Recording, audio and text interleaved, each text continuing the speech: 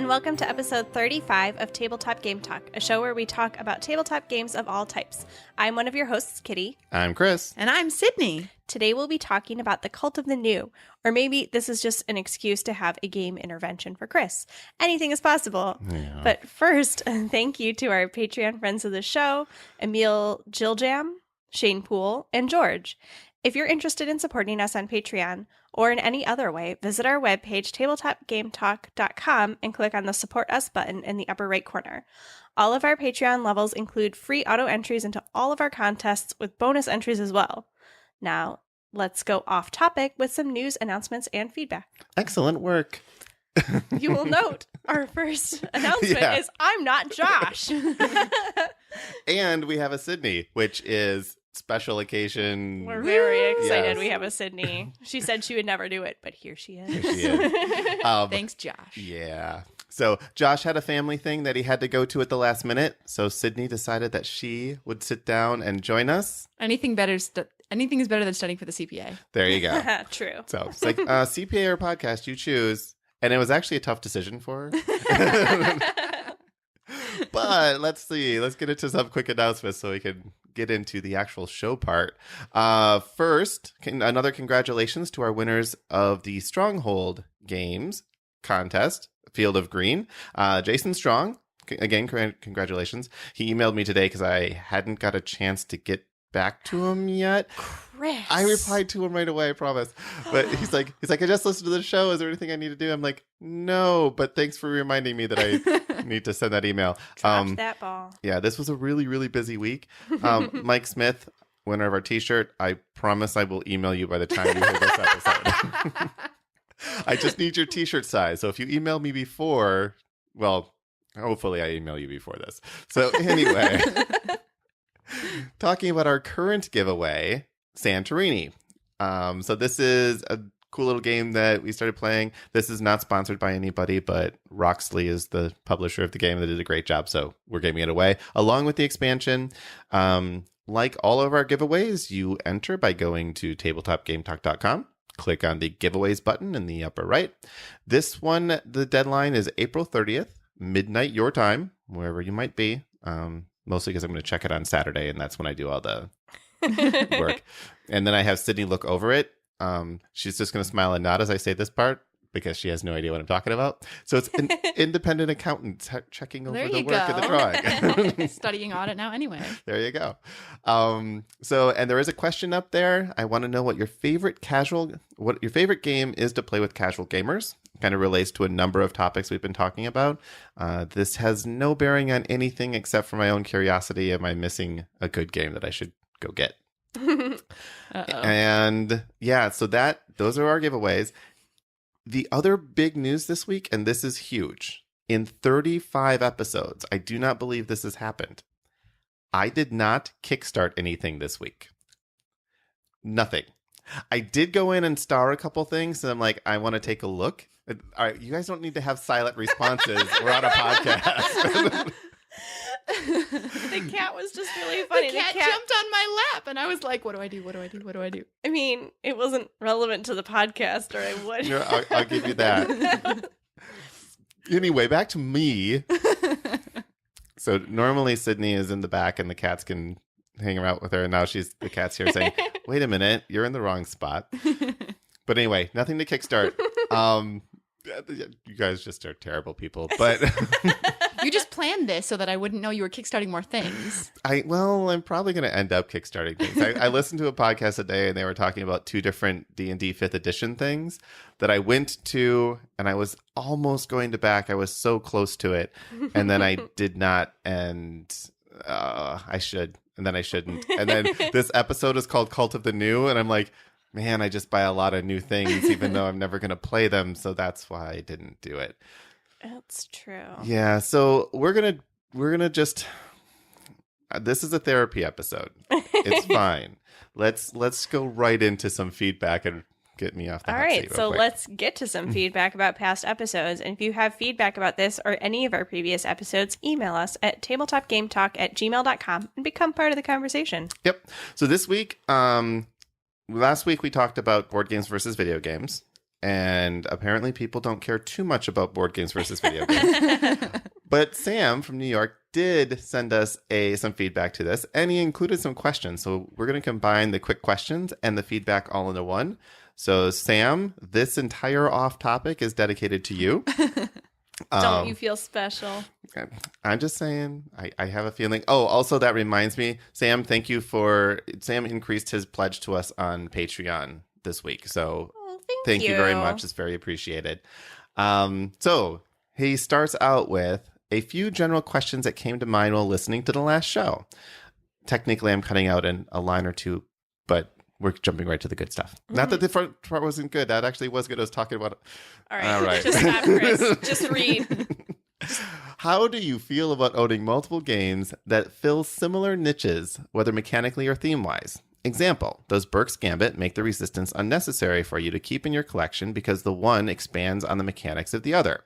Do you need multiple one-night insert monster type here? Does Gloomhaven lead you to retire other fantasy dungeon crawls? I love this question. Because Chris never retires anything. Well, I don't know. This, like I said, this topic's gotten me to do a lot of soul searching. Yeah. Looking. It also makes you feel good about yourself when you're thinking about new games that you could come up with, and I can take a little bit from that game and a little bit from that and a little bit from that, and it's all the same thing. Yeah, well, that's actually a good point, because Sydney has to listen to me talk about different game designs and stuff that I'm like, oh, and I'm going to do this and this, and I'm going to take that from that. It's just part of the reason. And not a small part of the reason why I have so many games, even if they're in the same genre, is because I like to study the systems. But Burke's Gambit, you guys have both played it. Does this replace, and Kitty, understanding that you don't like either of them, but does Burke's Gambit replace Resistance? No. Okay. No, I don't think it does. I actually enjoy Resistance more. And I think that Burke's Gambit was worth getting to try it out, and it is fun, and maybe other people would like it more and would want to keep it. But if this was me, I'd be more likely to get rid of that one. I don't think that the more basic game is necessarily bad, kind of feeding into our topic. That's true. Up. That's true. I think also things have different genres might have the same mechanics, or different themes might have different mechanics, and the way that you fill all of the different mechanics and themes is you have combinations of all of them. So in this case, this was more space themed, and Avalon is less so, and Resistance very similar, but different theme, and so Werewolf completely different. And so even though these games are super similar mechanically, you might get into being a captain of a ship more than you might being a werewolf. Right.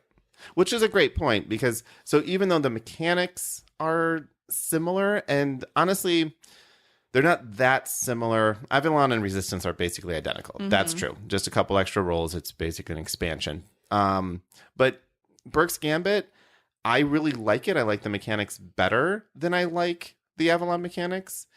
I might be in a minority there, but I really like how fast it flows. I like that it's a mechanical way of getting someone out as opposed to more accusatory. I just felt like I didn't play it enough to understand, and Chris was making me a little crazy by kind of what is it called? I narrated what everyone should do. Yeah, you're basically like, well, if you're a good guy at this point, you should do this, and if you're a bad guy at this point, you should do this. You gave and strategic when I was advice. Thinking yes. of But in a way that if I was the bad guy and I was thinking of doing that thing already, I was like, well, now if I do that, I've basically outed myself. Mm-hmm. And that might not be the worst thing, but it might not be the best thing right now. And I didn't have enough base knowledge to be like, and then Chris made it obvious to everyone else. So even if your action would have made it obvious to just Chris, he then made it plain to everyone. If she does this, she's bad. In my defense, everyone, this was the very first game, and I was just teaching strategy as we were playing. In our defense, we were bad together. So this was game 2 when it made me crazy. Well, game 2. Or game 1, I guess, was the one where I was bad. Yeah, game 1 is where I was basically calling out if you were in this particular role. Because I was good, I didn't know who was bad. And even if I were bad, I normally do the same thing, just so people can understand the strategy. In game 2, I was basically just psyching you guys out to make sure that I knew who was evil. And I still didn't know. I did not know either of you are evil. But it leads to a good point. In Burke's Gambit, coming out as evil is a strategy. Whereas in Resistance or Avalon or Werewolf, obviously, you don't want to come out as evil. You always want to hide that. Right. So sometimes it doesn't matter if you're evil or not, especially if you know you have the parasite. Fine, I'm evil. Go ahead. Kill me. It's almost more like a super simplified Battlestar Galactica Yeah. than it is. Like it melds those two together. That's a fantastic Yeah, example. because you were evil in, and we should say Burke's Gambit is a social deduction game where you have a role, so you're good or bad, and you also are potentially infected by a parasite. The good guys are trying to vote off the person with the parasite, whether that's good or bad, it doesn't matter as long as the parasite goes out the airlock. Blue team wins. Well, during the gameplay, they're trying to figure out who has it. Sure. Yeah, the gameplay is about figuring out who has the parasite, if someone's good or bad. The red team just wants to make sure the parasite's still on the ship by the time you get back. That's the whole game for the most part. So if you're a bad guy and you know you're infected, it doesn't matter if you tell anyone. They're not going to kill you because that shuffles the parasite and then they lose all the information. And you can never figure out if you yourself have the parasite. You're the only person that you can't figure it out. But other people can look at your card and say whatever they want during the game. Exactly. Social deduction games make me yelly, and I don't like that about myself, so I try to avoid it. I actually think social deduction games make everyone a bit yelly at times, which is kind of what makes it fun. It's when they get quiet that you're like, okay, you're the werewolf. Yeah. So, again, I don't know that we've answered the question. Well, maybe we have in a roundabout way, because we're talking about Burke's Gambit, and we're talking about Avalon, and we're talking about how each of these games have a slightly different experience. That's true. I think, though, that they're similar enough that maybe I would choose my favorite and keep that one and not keep the rest. But you have to try the new and then decide. Yeah. I actually feel more so about work replacement games than I do about other genres that I don't need to have multiples of them. I can play the one or two I like the most and will enjoy them the most. But with other genres like social deduction, maybe because it's my favorite genre, I can have a million of them, play a million of them, and love it. Whereas I feel I could have all the work replacement games. I'm like, yes, give them point salad. Right? Let's go on crazy, weird missions and explore the ocean. Like, Now, as far as do I need multiple copies of One Night Whatever? No. And I almost, anytime that game comes out, I almost always just use the basic rules. A lot of it because I don't want to teach more rules than I have to. And each of the expansions adds more to it. Now, if I'm playing the same game with a group of people, and we'll get into the whole that in a minute, then maybe I can start adding in these other things because everyone already knows and we can easily add things over time. But I'm not going to start with like 4 versions of One Night X and put it all and say, all right, let's do this. I feel like we should also address Gloomhaven, where it's such a campaign-style game that I feel like it might not replace a regular dungeon crawl that you can play in one sitting versus Gloomhaven, where you've undertaken an epic undertaking. Yeah, an epic storyline.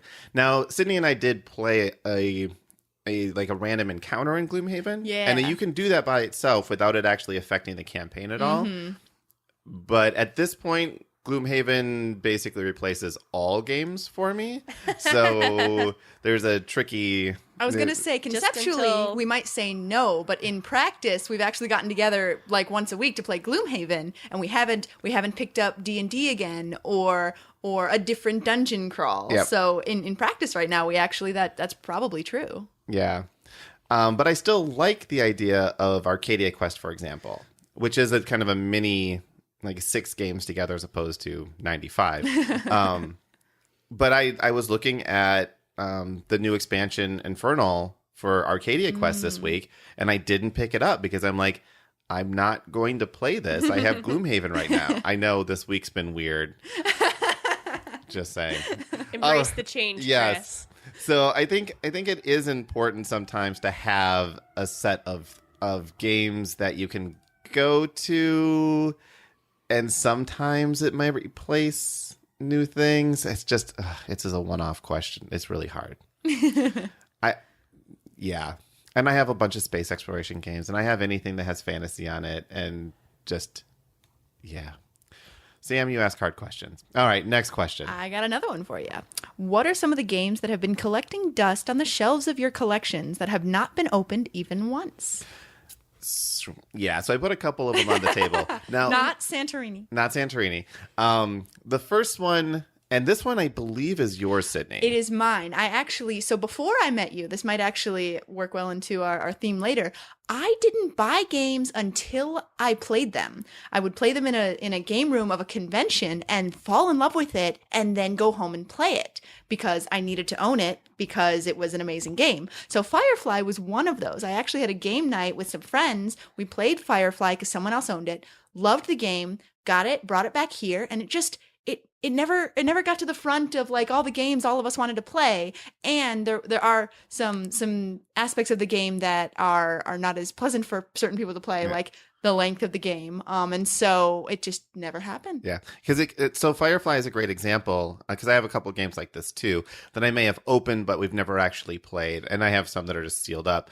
So Firefly the game is about a 4 to 6 hour game. Exactly. So it can last quite some time, and you have to be dedicated to it, and you have to learn the rules and all that, although it comes in such a small box for such a long game. But if you get a group of people that love Firefly together like I do, then it's an easy play. Yep. So this is a case where the game is bought, we own it, but we haven't played it because we just haven't had a chance to get it to the table. I feel like this happens a lot more with theme games than it happens That's a good with point. other kinds of games, is because you buy it because you like the theme so much. I love Firefly too. We have Star Trek Catan upstairs. We've got all kinds of games where I bought it because I saw it and I was like, oh, it's that thing. And then I just never quite got to it. And so Star Trek true. Catan is still in the shrink wrap too, right? It is. Still shrink wrapped. Yep. Don't tell my mom. She actually got it for us. So, and Star Trek Catan is really just a retheming of Catan. Like, you could play Star Trek Catan without the special cards, and it'd be exactly Catan. This is something that actually, it's my copy of it is sitting over at Josh and Gloria's, because Gloria will play a Star Trek game, but she may not play Catan. So I'm kind of hoping that eventually we get a chance to break it open and she can try it out. So what's your other game? So the other one here, can't this see- one's relatively new, Sherlock Holmes Consulting Detective. I've heard good things. I want to play it. I remember when you bought that. I just haven't had a chance to open it yet. I've heard great things. One time we went to a game store. This is such a classic game store story, I think. We were talking to the guy there. We were saying like, oh, what's a game you really like playing? Thinking he would recommend something we could get. And he talked about this game, but it was out of print at the time. And he sold us on it.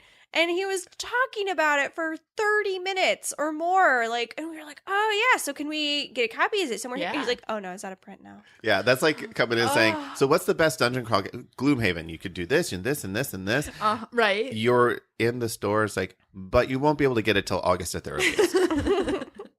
Thank This you. one didn't even have like a publishing date set when he said it. He was like, oh, yeah, there was a small first run and they're working on it, but there's no date yet. And we're like, Nice. Well, a couple other games, actually Time Stories and all of its expansions are still in the shrink because Partially my fault. not partially, all.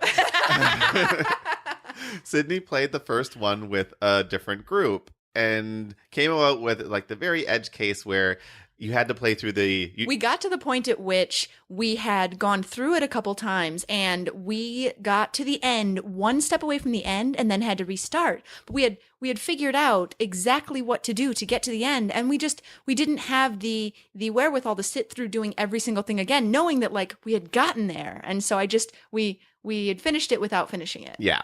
So that left a sour taste, and then she never wanted to play the game again, and now I have all the expansions, and this is a game where you can only play it once, so I have to wait for it to have the right group. Now, I don't have to play the same group for every expansion, but you kind of want to play the same people until you've beat it, so it's maybe a 3 to 4 hour game.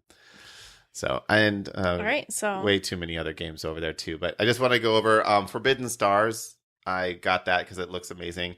Cry Havoc, which I really, really need to get to the table because this game looks amazing. I was so excited to get it like one of the early copies, and I just never got a chance to play it. Twilight Imperium is a hugely long game that I haven't been able to get to the table. I actually have a mushroom game that I got at a Gen Con because you were buying games and you were buying like a lot of them and I hadn't bought a single one and I kind of felt a little inadequate and it's still sitting in the shrink wrap. Yep. So that ends up happening. All right. I love this next question. All right. How has 34 podcasts changed your views on tabletop games? Not just moderate gamers like Josh and Kitty, but someone who's really into games like Chris. So this is a tricky question because number one, this is only we're 20% into this particular podcast for Sydnie. But Kitty, what do you think? After doing the gaming podcast for 9 months now, I definitely think more about games while I play, not necessarily the strategy or how I'm playing, but the design, what I'm seeing, what type of game. I have learned a lot about games. I definitely picked up some game design knowledge, and now I find myself saying things that I think are, oh, everyone knows this, and then having people just blank stare at me and like, oh yeah, like, I forgot I'm not just a plain old person anymore. It's a deck builder with a drafting mechanic, obviously.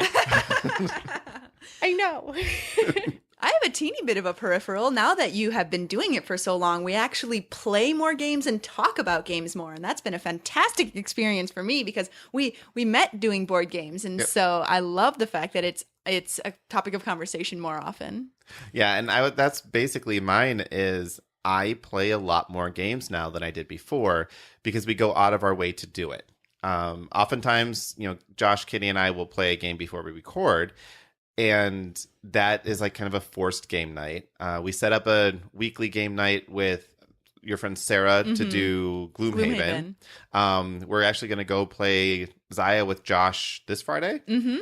So it's these gaming times get set up and I get to play a lot more games. So that's kind of fun. And I still haven't written anything off for board games. But this year, the accountant's going to teach me how to write off all that stuff. But, I got this. Yeah. But I still think I love games. Since the podcast started, I do buy even more games than I did before because now I'm like, oh, I want to try this and check this out, or I want to talk about that. Fortunately, Gloomhaven has been on the top of the hotness list on Board Game Geek for what seems like 5 months now. And so there's every once in a while something else will like kind of peak up and drop down, then peak up and drop down. So there's not a lot of cyclicalness in that list. And You're not seeing a lot of stuff that jumps out at you like, I have to have this. I have to have this every so often. Right. And we're in sort of a dry spell of games. So that time between Christmas and essentially Origins, but that first quarter or so of the year, there's not a lot of things that come out because it's not a big shopping time. So Kickstarter stuff will come out, i.e. Gloomhaven, but for other things they're just not coming out. But that's what I'm doing is I'm always like kind of on the lookout now. I spend a lot more time on Board Game Geek trying to see what other people are talking about and coming up with topics and stuff. So I really think that another thing is the community. Like being able to interact with everyone. Because I'm going to be completely honest. Earlier today, I'm like, I just want to go home and go to sleep, but we have to record. This is Monday, where there was a holiday. Last week, I was like, work was really crazy. I ended up flying down to Dallas and back during the week, so it's just been a really long period of time. And I was just exhausted. And then I went to the Board Game Geek thread for the input on this episode. And I started reading the stuff there. And I'm like, that thread just revitalized me. I'm like, oh, I can't wait to get home and talk about this. So the community and like the people I've quote unquote met while doing the podcast, that's fantastic as well. So, all right, we are going to go to actual on topic where we'll continue talking about much of the same stuff. So let's do this.